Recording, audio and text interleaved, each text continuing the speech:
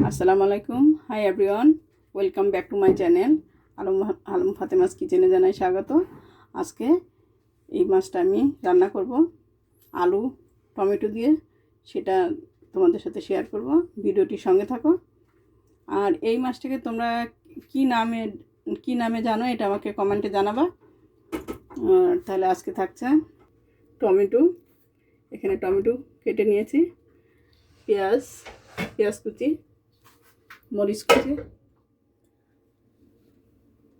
হলুদ, ধনিয়ার গুঁড়া, জিরার গুঁড়া। এখানে আলু কুচি নিয়েছি, আর ধনে পাতা এখানে কুচিয়ে রেখেছি। আর থাকছে হাফ আদা পেস্ট, হাফ রসুন পেস্ট। এই মাছের জন্য এগুলাই আজকে। ভিডিওটির সঙ্গে থাকো।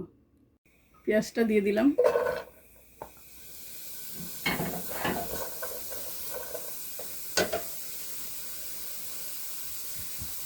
তেল দিয়ে দিলাম,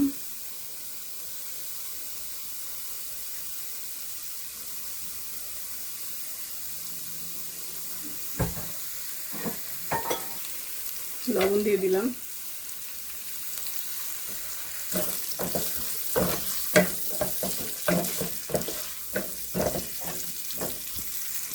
এখানে আদা পেস্ট রসুন পেস্ট দিয়ে দিলাম,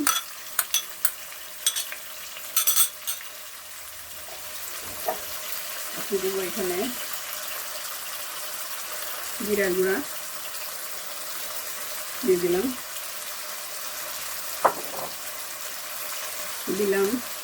ধনিয়ার গুঁড়া,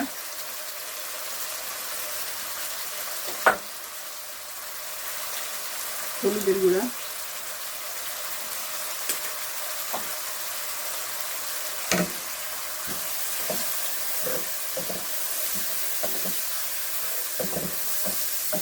এখানে এখন টমেটো দেবো কিছুক্ষণ নেড়ে।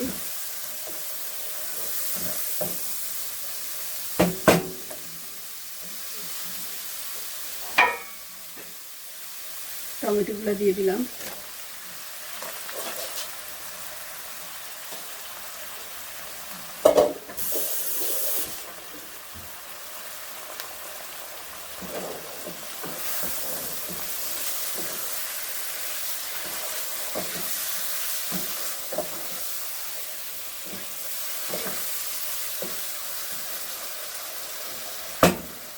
এখানে দিয়ে দেবো এখন আলু দিয়ে দেবো, আলুটা দিয়ে দিলাম,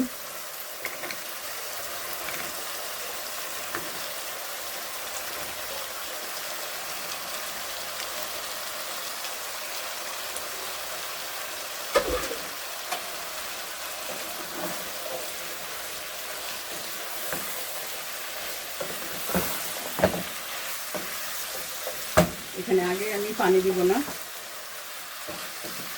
ইদানিং ছোটো মাছটা আমার বাচ্চারা খুব পছন্দ করছে, আমি একটু ঘন ঘন এই মাছটা রান্না হচ্ছে। এখন আমি দিয়ে দিব কাঁচামরিচ,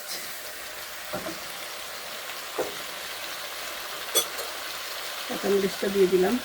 পরিমাণটা একটু বেশি আছে, মরিচটা তেমন ঝাল নাই, এই জন্য আমি একটু ধরে দিয়েছি।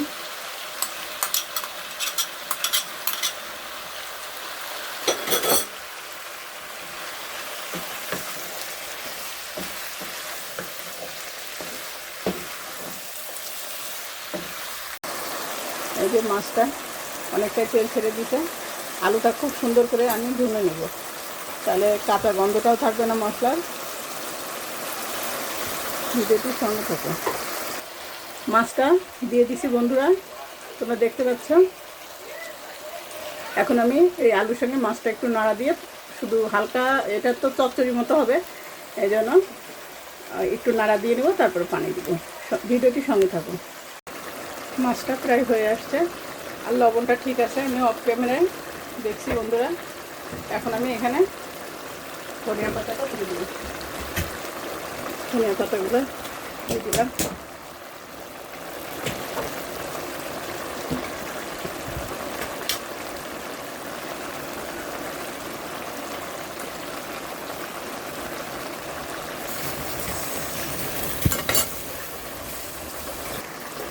এখন আমি ধনিয়া পাতাগুলো দিয়ে দিছি। আর এদিকে লবণটাও চেক করছি, সব ঠিকঠাক আছে। একদম এই ঝোলটা রাখা যাবে না, এইসব মাছের ঝোল ভালো লাগবে না, একদম শুকা ঝোল খাবে। দেখতে থাকো ভিডিওটি।